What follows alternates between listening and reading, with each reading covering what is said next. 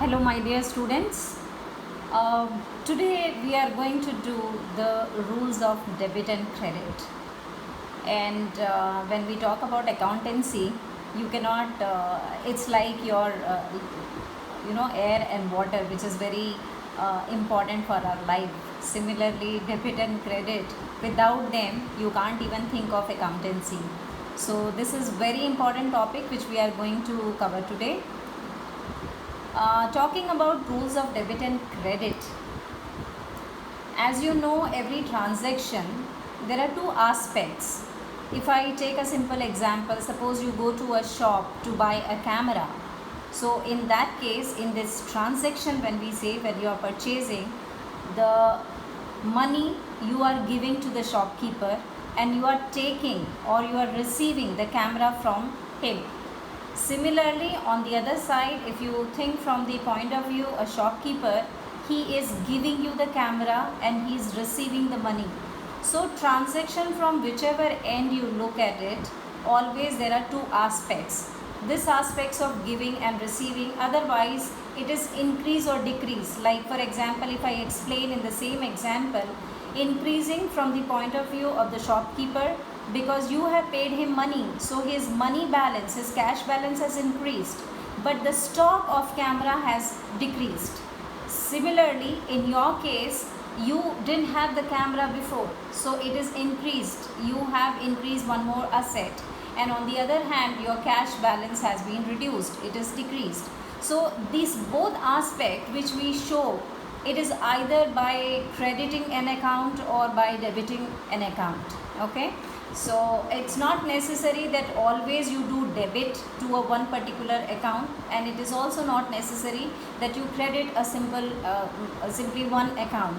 There's no fixed rule, or rule, I mean to say that it is not fixed. Different kind of items, different accounts, they have got different rules. Okay, and there are three golden rules of debit and credit. So let us check it out. What is this?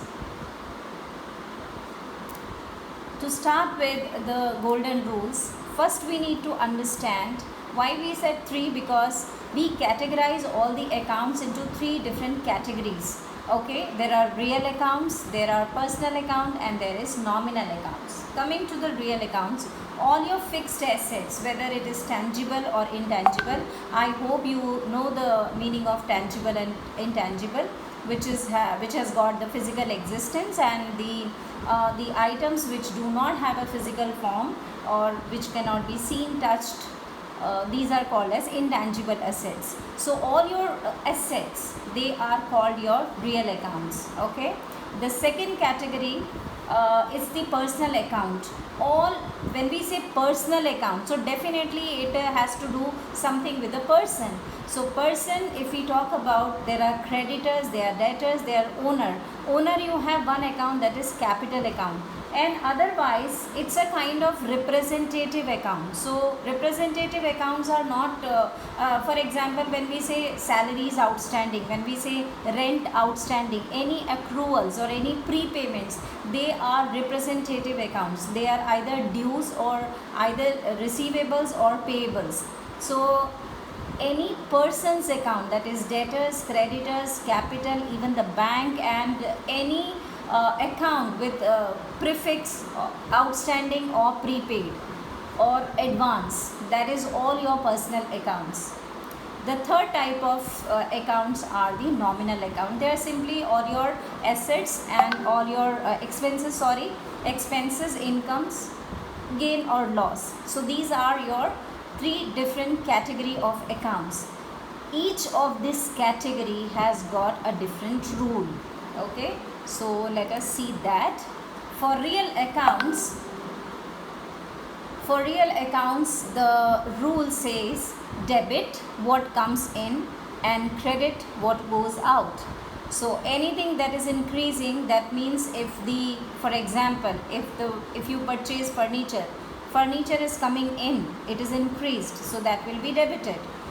You are paying by cash, so cash is going out, that is credited. Likewise, for each transaction we will be applying these rules. Okay, so let us check the rules first and then we will move on to the transactions. So for real account, the rule is debit what comes in and credit what goes out. The second one is debit the receiver and credit the giver, because we are talking about the person. So you will debit the account of the person who is receiving something and you will credit the account of the person who is giving something. The third one is the very simple one, because we have all the expenses or losses, incomes and gains. So debit all the expenses and losses, credit all the incomes and gains. So please do remember all these three golden rules of debit and credit. For real account, debit what comes in and credit what goes out. For personal account, debit the receiver and credit the giver. And the third one is the nominal accounts. In that, debit all the expenses and losses, credit all the incomes and gains. Okay. Now, there is another way of explaining the same thing. That was a traditional way of explaining the rules of debit and credit. Now, new generation need to learn in a different manner.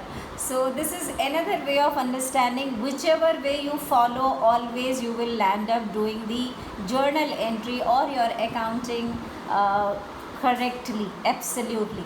Okay, so here what we do is we divide all the accounting items, the accounts which you are going to record. All the names or all the categories, all the items or accounting head, you will be dividing into 5 categories. Okay, that is, one is the asset, second category is expenses or losses, third category is capital, fourth one is liabilities, and the fifth category is incomes or gains. As you can see, I have shown in 2 different colors.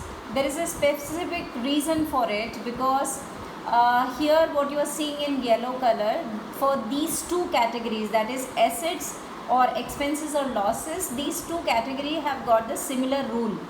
And the other side, which is shown in pink color, capital, liability and incomes or gains, they have a different rule. So for them the rule is, whenever there is an increase, when I say increase, it means when your assets are increasing, when your expenses are increasing, or when your losses are increasing, at that time the particular account will be debited. And this, if they are decreasing, assets decrease, for example, you are selling your vehicles, you are selling the building, you are selling the furniture, so in that case you will credit a particular account. If you sold furniture, you will credit furniture account. Similarly, if your expenses are decreasing or your loss decreases, which is rarely a case, maybe some kind of rectification might be there, but generally expenses, they are always on rise. They always, each time you pay the money, you make the payment and your expenses are will be up. It will be always increasing. But anyway, the rule says debit when they are increasing and credit when they are decreasing. Okay, just the opposite rule applies to the other 3 categories, that is for the capital, liability and incomes. For them the rule is credit when they increase. As you can see in assets and expenses, you will debit an account when there is an increase.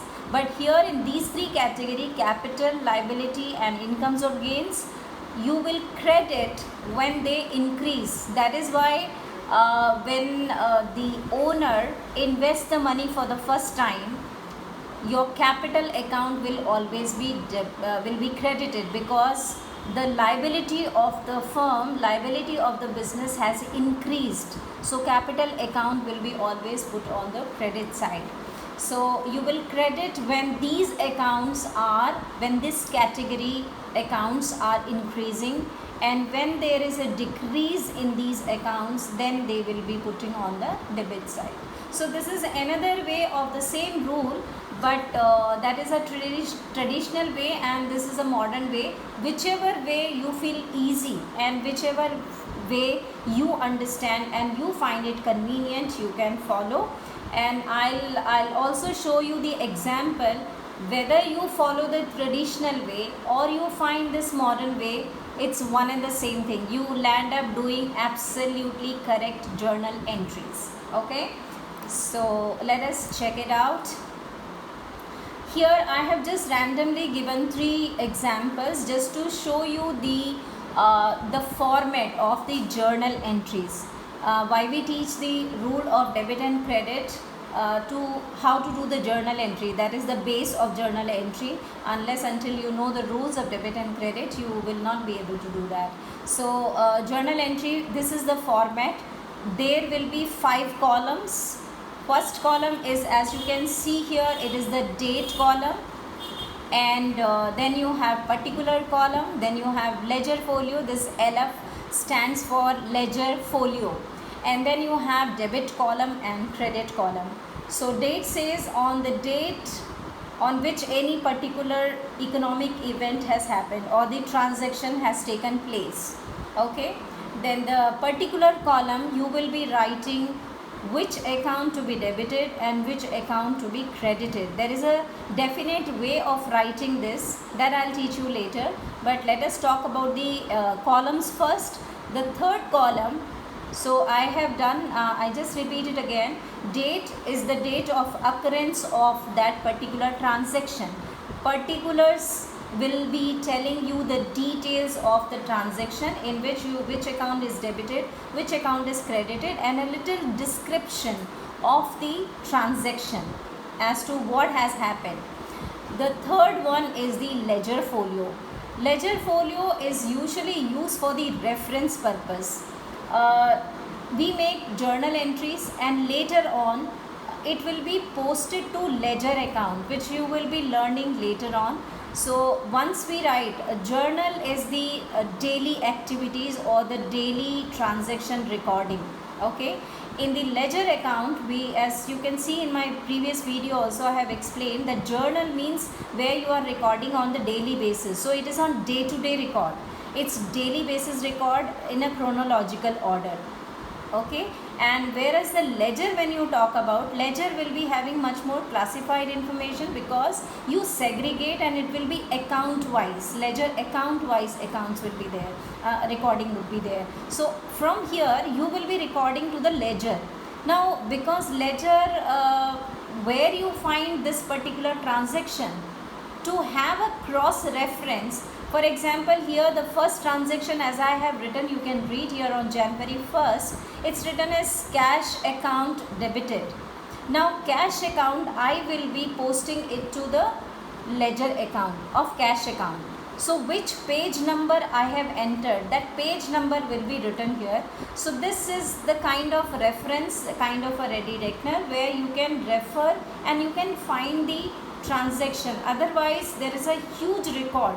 It's always, you can imagine, in 1 month you will be having so many transactions, in 1 year you will be having so many transactions. It's very difficult to find which date and where to find the particular transaction. So this becomes easy when you have the cross reference. It's something like, if you have the book and you have to find a particular chapter, what you do is you go to the index and you find out the chapter name and you find the page number, and quickly you, instead of flipping the pages one by one, what you do is you just find a page number and you go on to that page number directly. So this is somewhat like that. It's for the reference purpose. Okay, coming to debit and credit, here you will be writing the amounts. Now be very careful when you write. As you can see in my first transaction, cash account is debited, where I have written, which is right aligned, you can say DR. That's not for doctor, my dear, it is for debited. This is short form, we use DR and CR for credited. So here we write cash account debited to capital account. This is the way how we read a journal entry. Cash account debited to capital account.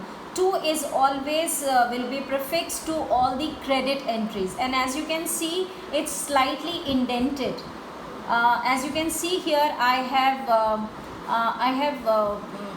have given a little space here. You have to give a little space when you write the credit entries. So first of all, you will write all the debit entries in here in this examples I have given you only one entry in debit, one entry in credit, but there may be cases where you have multiple debit entries and multiple credit entries. So we do not write one debit, one credit, one debit, one credit. We do not write like this. What we do is we will jot down all the debit entries first and then we write all the credit entries first. So this is a rule you have to follow. Another thing is the debit amount will be written in the debit column.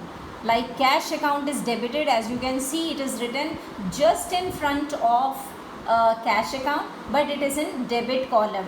In capital account it is written exactly in front of the capital account, but in credit column because capital account is credited. So this was all about the formatting. Now coming to the explanation of a transaction. Let me take one transaction here.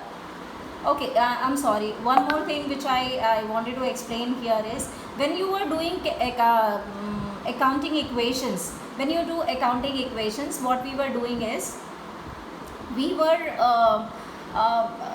using the word as stock. In accounting equation, we were not writing as purchase, sale or sale return or purchase return. We were writing as goods or we were writing as stocks. But actually when you do the journal entries, remember that goods will not be written as stock account or goods account. It will be divided into 4 different accounts. That is, one is the purchases. When you buy goods from your suppliers, either on cash or on credit basis, it will go to the purchase account. Okay. The second one is the purchase returns, or the another name for purchase return is the return outwards.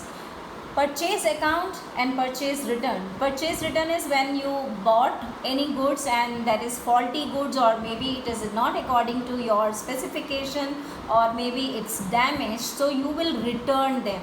Okay, so either they are known as purchase returns or they are known as returns outward. The third account will be the sales account. Like you have purchase account, you will be having sale account when you are selling the goods.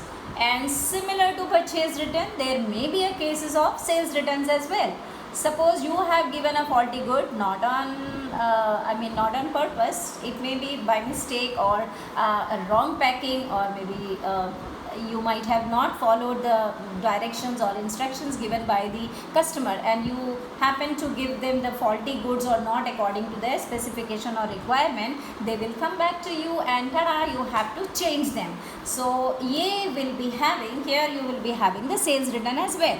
Okay, so goods will be divided into 4 different accounts. There will be purchase account, purchase returns account, and sales return account. And like we have another name for purchase returns, you will be having another name for sales returns as well. That is called as returns inward, because the customer is coming to you and the goods are returning back to you inside your factory or your warehouse. So that is returns inward. These are the 4 different accounts you will be doing it. Now let us take the one example and let us follow the rules of debit and credit. Okay, this is the very first transaction which we usually take. Commenced business with cash 5 lakhs. Okay, the first thing is what we do before doing the journal entry. This is stepwise. Why I am telling, because this is the process. But once you start practicing, once you are done with say around 20-25 entries, you will be very quick in understanding and immediately writing it. You don't have to think about step number 1, step number 2, step number 3, step number 4. It just automatically will come. Okay, so the step number 1 is always, because we follow the double entry system, remember that in any transaction, minimum number of accounts getting affected will always be 2. It may be more, but it cannot be less than 2. So minimum number of accounts getting affected, remember, will be always 2, all 2 or more. Okay? So here I have taken only little bit of Hindi. I speak in between. I just pardon me for that. Here and there I just say that. After all, I am Hindi bhashi. Okay, so commenced business with cash. Here, whenever you see this word commenced business, obviously it means we are talking about the capital. Okay, so first account which is getting affected is the capital. Another account which is getting affected, what is coming in to the business? It is the cash which is coming in. So account getting affected is cash. So thereby you got two different account which is getting affected. Now let me ask one question. I know you can't answer me, but you can think in your mind and see whether you have answered me rightly or not. Now the next step, now stepwise is what you need to question and what you need to get the answer for. Type of account, which type of account? Now this is I am going according to the traditional way, that is the real account, personal account or nominal account. Okay, so think about capital, which type of account? It is a personal account. That's the answer. Now what is the rule? So what was the rule for personal account? The rule was debit the receiver, credit the giver. Up now you have to think whether the person, this capital account is a representative account of the owner. Okay, so think about he is a giver or he is a receiver. He is definitely giver because he has given the money to the business. So he is a giver. Now if he is a giver, how will you apply the rule? Whether it will be debited or credited. The rule says debit the receiver and credit the giver. So here capital account will be credited. Okay. Coming to the cash account now. Again the same questions, type of account. It is a real account. What is the rule applies to real account? That's the rule. Debit what comes in and credit what goes out. Now think about whether it is coming into the business or it is going out of the business. The definitely money is coming in because the owner has put in the money. Okay, if it is coming in, whether it will be debited or credited, it will be debited. So thereby the entry would be cash account debited to the capital account. Okay, now the similar approach, if I think about the modern approach, the same thing, the two accounts you have to think. Now which category? Asset, I gave you 5 categories: assets, expenses or losses, capital, liability and the income or gain. As you can see, capital itself is a category. So the category is capital. What is the rule for that? Increase will be credited and decrease will be debited. So rule says credit the increase and debit will be decrease. Whether the capital is increasing, capital is a liability. I hope you must be knowing that. Capital is a liability. So liability is increasing or decreasing? It is increasing because the business has to pay this money.